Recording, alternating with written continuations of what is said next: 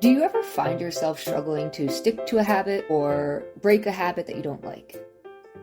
Today, let's discuss habits, the beauty behind habit creation, and begin to question if our struggles are necessary or are our struggles a habit in themselves. Hello and welcome back to Motivated with Meg. I'm Megan and I'm here to remind you that you are enough exactly as you are, that you deserve to feel good about yourself right now. No need to wait until you've lost weight or become someone else's version of ideal.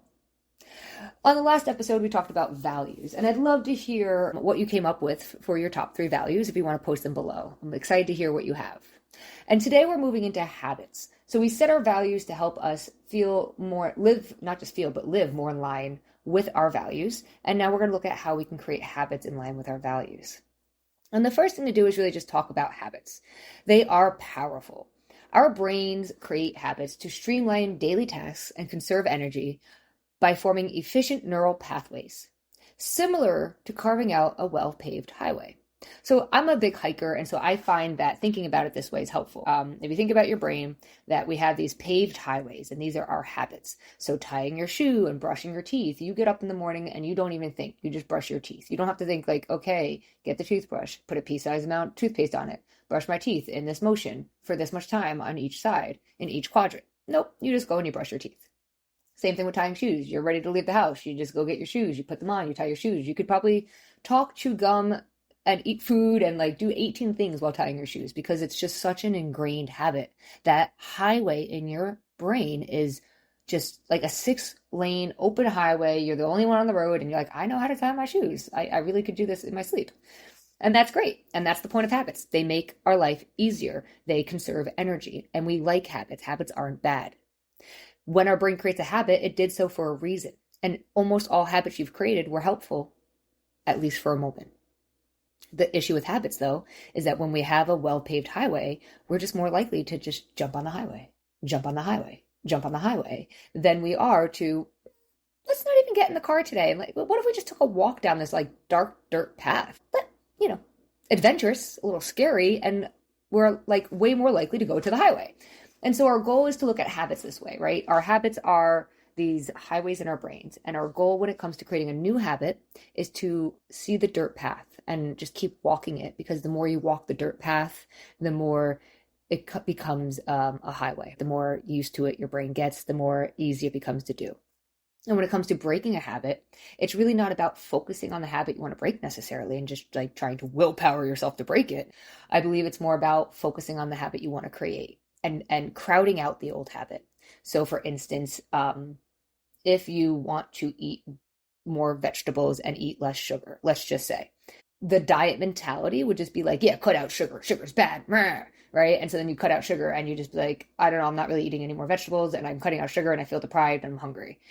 But if we did this from a different approach that was more let's focus on vegetables, not the sugar, and we're just going to add veggies to every meal to help you feel full, and that's going to balance out your blood sugar. And it's not that sugar's off limits, it's just that, we're not even looking at sugar, we're looking at vegetables. The focus is now on vegetables. It's focused on the new habit versus breaking the old habit. And by focusing on the new habit and just creating the new habit, there's less room, time, and space for the old one. And when there's less time for the old habit, we're less likely to act on it. Talking a little bit further into habits, Charles Duhigg, the author of The Power of Habit, he explains that the concept of habits is the habit loop, right? And that there's 3 key components: the cue, the routine, and the reward. And so the cue is a trigger that tells your brain to go into automatic mode and switch into habit use. So habits are a neural pathway that is like a paved highway that is just, you've done it so many times, it's automatic. That's the cue. It's a trigger. The routine is the behavior or action itself, which can be physical, mental, or emotional. So your routine could be worrying, struggling, the way you talk to yourself, that negative diet mentality self-talk. That's a habit and we want to break it. And then the reward is the positive reinforcement that helps your brain decide whether this loop is worth remembering for the future.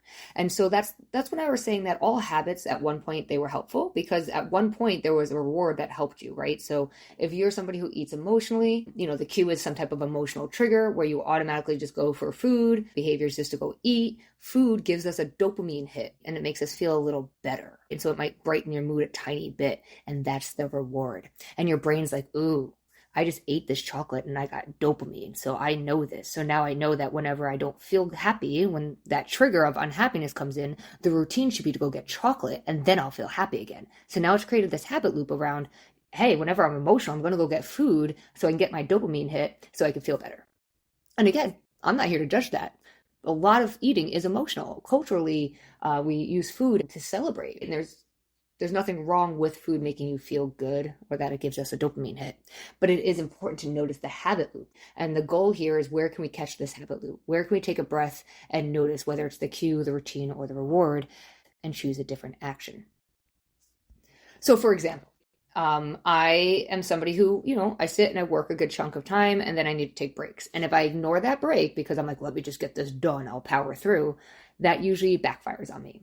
Usually, I'll start to crave something. Like I'll crave sugar, I'll crave a cookie, I'll want some type of food. And in that moment, I'll just get up and go get my cookie. And then I'll go sit back down, I'll start eating my cookie and work.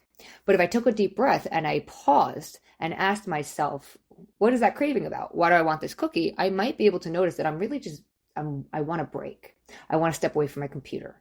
And my brain I want to feel better, right? My brain's like, ooh, I remember that when you want to feel better, cookies help, chocolate helps. It gives you that reward. So then it creates a craving. It literally does that. My brain does that. It creates a craving. Go get a cookie. Really what I want is a break.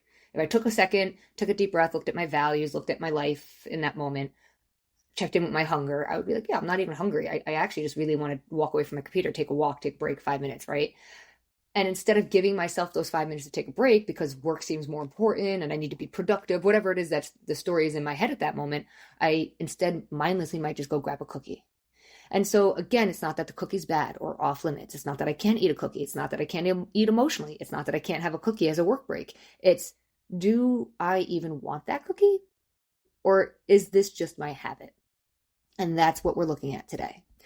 Because by becoming aware of your own habits and your own habit loops, you can start experimenting with changing the routines, with noticing these different areas of choice points, as Dr. Amy Johnson talks about them, and we'll talk about those in future episodes. But choice points are really just like, I'm noticing there's a different option than the one I normally take, which is to go eat emotionally. What would happen if I took this other choice, which is that dirt path? The emotional eating is the paved highway. The dirt path is the routine, the choice you're not so used to taking. And so it's scarier. It maybe doesn't feel as rewarding because it's scarier. You don't get that dopamine hit, but it's how we build that new habit. And so really small change is helpful when it comes to habit change. It's not about like upending your life and making all these changes all at once. That's usually not sustainable. And there's a really good story around this. I do believe it comes from Drew Higgs' book, if I remember correctly, and hopefully I tell it correctly. So it's like, imagine you're a pilot on a plane, and at the start of your flight, you're off course by just 1%. So like if you're in San Francisco and you want to fly to New York, but the nose of the plane is pointed 1%, south. That's such small deviation that you wouldn't actually notice it right away, right? That 1%. But over time, flying across the United States, this slight misdirection, it adds up. And by the time you reach your destination, which was supposed to be in New York, you're actually hundreds of miles away from where you were originally intended to land, and now you're in Florida. And so the same principles apply to habits. A small habit change, like drinking 1 extra glass of water a day, or practicing 5 minutes of mindfulness, it might not seem significant at first, but compounded over weeks, months, and years, these tiny changes can completely transform your health and well-being. And it can help lead you to a destination far better than where you started. So the goal is to focus on small, sustainable changes. 2 things I want to talk about here. One is confirmation bias, which will come up in other episodes as well. One of the reasons it's hard to change a habit is we have confirmation bias. And I do too. I'm human. So throughout this podcast, if you notice that I have some confirmation bias going on, feel free to call me out. I'm not against it. I try to do my research. I try to look at different articles. There's a lot of opinions out there in the world, and there's a lot of confirmation bias. And so what the confirmation bias is that we look for evidence that confirms our beliefs and ignores contradictory information. So for instance, if you have diet mentality that tells you that carbohydrates are bad and you should cut out carbs, you probably look for diets, you look for documentaries, you look for research articles, you look for personal trainers, you look for people who agree with that belief. You don't go looking for articles or diet programs that tell you to go eat carbs, because if they told you to eat carbs, you would have to fight against your belief system there where you think carbs are bad. Your confirmation bias is carbs are bad. So if a diet tells you to eat carbs, you probably won't. You probably like half-ass it. You'll probably do the diet like, I kind of did it. It told me to eat carbs, but I didn't, right? Because, I'll get weight loss faster that way. But will you? Did that work? Or did it just like lead to more hunger because you weren't eating enough calories and then you overate at night? We're not even open to trying something because we have confirmation bias, or because our confirmation bias got in the way of looking at something differently. And that's where we want to take the blinders off. We want to be aware of our own confirmation biases. And so your goal is to start to notice your own confirmation biases. And then that other thing I want to talk about is there's a person I listen to, Michael Neal. He's a transformational coach. He has an awesome podcast. And he talks about change happening naturally when we see that a habit no longer serves us. And this is huge. And this is kind of what happened with my diet mentality. It was a slow process. And this can be a very quick, like in the moment process where we just stop a habit we've had for life because, it just clicked. Your brain just clicked. This doesn't work for me anymore. And it could be slightly slower. It could be like, ooh, this doesn't work for me anymore, but I'm not really sure what to replace it with. And so you kind of get stuck. And so the answer is, when you're trying to let go of any habit, it doesn't mean you have to necessarily replace it with another one. It is just about letting go of the habit you have. You might replace it, you might not. But changing habits can happen naturally when we see that the habit no longer serves us. So when we start to see that, grabbing a cookie isn't what I needed was a break, I was able to start breaking the habit of eating a cookie and started creating a new habit of taking a break. Michael Neal talks about struggle, right? Struggle being a habit. And he says, struggle must have an amazing PR marketing manager, because we all believe it's necessary in life to struggle to succeed. But what if it isn't? What if struggling is also just a habit? And I think this is the most powerful thing I'll say on this podcast today is, what if you're struggling, you're worrying, is truly just a habit? And you didn't have to do it so much. And what if by not struggling so much, you just naturally were happier in life? And by naturally being more happy in life, you started to show up and take care of yourself more. So I really would like you to look at and reflect on your current habits and, any habits that you enjoy that feel amazing, and any habits you might want to change without any judgment or guilt or shame. And then even look at struggling and ask yourself, have I created a habit out of struggling? And is that something I can start to bring awareness to and let go of? Where do I force myself to struggle where I really don't need to be struggling? Where am I creating a story in my head of struggle when really life is going just fine? And, going back to my own dieting mentality, I created a habit of struggling around my body image, around overthinking food choices. I created struggle there where there didn't need to be struggle. And that created a lot of internal suffering and disordered eating. And so I think that by looking at like, oh, have I created a habit out of struggling around weight loss or struggling around body image stuff? And can I just start to like not struggle with that? Can I start to not give that so much thought and lip service?